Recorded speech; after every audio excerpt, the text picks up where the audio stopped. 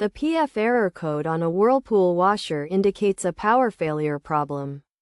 This issue can be caused by several factors, including an unexpected power outage, a faulty control board, or voltage fluctuations. To resolve the problem, start by addressing the possibility of an unexpected power outage. Simply power off the machine, let it rest for a while, and then power it back on, which should clear the error code.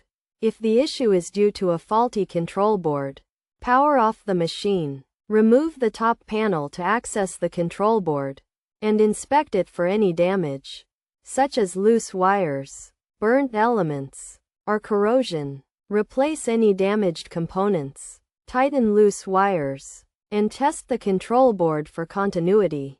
If it's damaged, replace it with a new one. Reassemble the parts, and restart the washer. Voltage fluctuations can also cause the PF error code.